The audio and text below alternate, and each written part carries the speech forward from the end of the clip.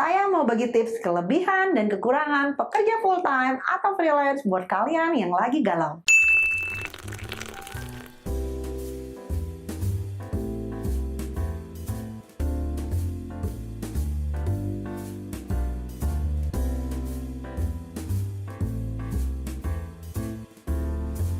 Tips 8, X1, Action. Dear friends, buat kalian yang baru tamat SMA atau tamat kuliah dan masih memiliki semangat tinggi untuk mencari lapangan kerja, tapi bingung mau kerja full-time atau freelance ya? Nah, nggak usah bingung friend. Saya mau bagi tips kelebihan dan kekurangan pekerja full-time atau freelance buat kalian yang lagi galau. Kelebihan kerja full-time. Yang pertama, mendapatkan penghasilan tetap. Friend, salah satu utama banyak orang bekerja secara full-time adalah mendapatkan penghasilan tetap. Kebanyakan pekerja full-time akan merasa mampu memenuhi kebutuhan dirinya maupun keluarganya tanpa merasakan khawatir. Apalagi dengan penghasilan tetap, kalian dapat mengatur mana uang untuk kebutuhan bulanan, mana uang untuk berinvestasi. Yang kedua, mendapatkan tunjangan. Friend, salah satu alasan kuat orang lebih memilih untuk menjadi pekerja full-time di suatu perusahaan adalah adanya jaminan untuk mendapatkan tunjangan. Baik itu tunjangan kesehatan, hari raya, bahkan sampai dengan pensiun. Dan itu hanya bisa didapatkan oleh pekerja tetap alias full-time selama kalian masih bekerja di perusahaan tersebut. Nomor 3, mendapatkan fasilitas dari kantor. Friends, karena bekerja secara full-time dalam suatu perusahaan, otomatis kalian juga memiliki hak untuk menggunakan barang-barang milik perusahaan selama hal tersebut digunakan sebagai penunjang kerja. Contohnya, makan siang,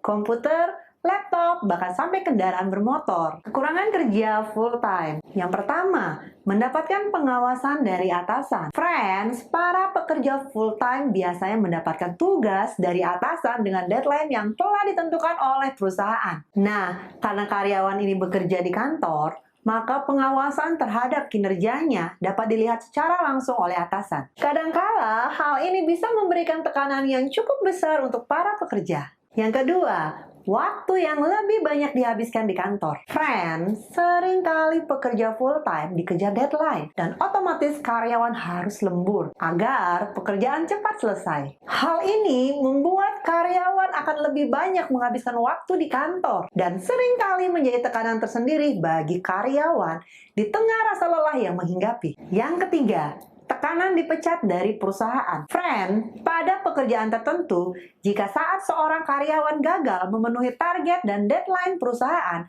maka dia sebenarnya sudah satu langkah menuju pintu keluar dari perusahaan. Karena semua nasib dari karyawan berada di tangan perusahaan. Selama masih dibutuhkan dan masih memberikan hasil, maka mereka masih dipertahankan. Jika tidak, akan digantikan oleh yang lebih kompeten. Kelebihan dan kekurangan pekerja freelance. Kelebihan pekerja freelance. Yang pertama, waktu yang lebih fleksibel. Namun, meskipun memiliki waktu yang lebih fleksibel, kalian juga harus tetap menyelesaikan proyek sesuai dengan deadline yang sudah kalian sepakati. Yang kedua, penghasilan yang cukup besar. Friend, salah satu kelebihan ketika menjadi seorang pekerja freelance adalah penghasilannya, yang cenderung bahkan bisa jauh lebih besar dari penghasilan pekerja full-time. Karena memang tarif yang dibuat oleh seorang pekerja freelance sangat bervariasi, mulai dari yang termurah sampai yang termahal. Hal tersebut tergantung dari skill dan pengalaman yang dimiliki. Semakin tinggi skill dan pengalaman,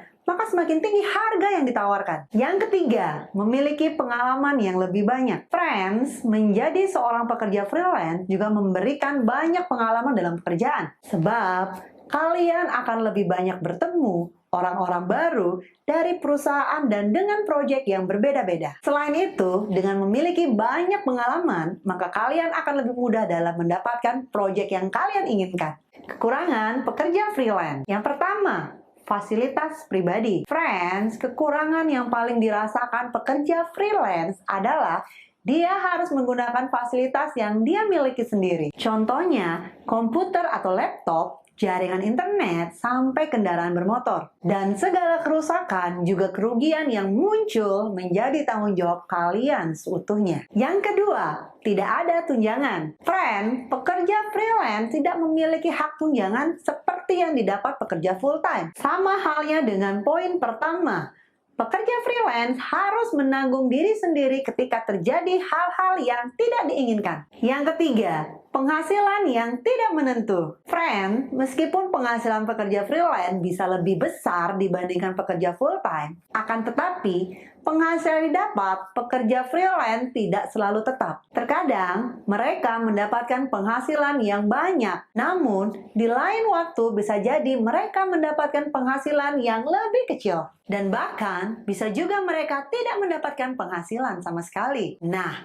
karena itu, ketika mendapatkan penghasilan yang cukup banyak, kalian harus pintar-pintar dalam mengelola penghasilan kalian. Nah, friends, itulah beberapa kekurangan dan kelebihan untuk pekerja full-time atau freelance. Menurut kalian, manakah yang lebih baik sebagai pekerja full-time atau freelance? Friend, apapun pilihan kalian, saya yakin itu sudah pasti yang terbaik untuk kalian. Saran saya, berusahalah mencari pekerjaan yang sesuai dengan passion kalian. Kemudian, kelolalah hasil penghasilan kalian. Dan jangan lupa friends, atur waktu saat bekerja, saat kalian me time, dan waktu kalian bersama keluarga. Saya Arina Dira, sampai jumpa di next tips selanjutnya. Bye friends!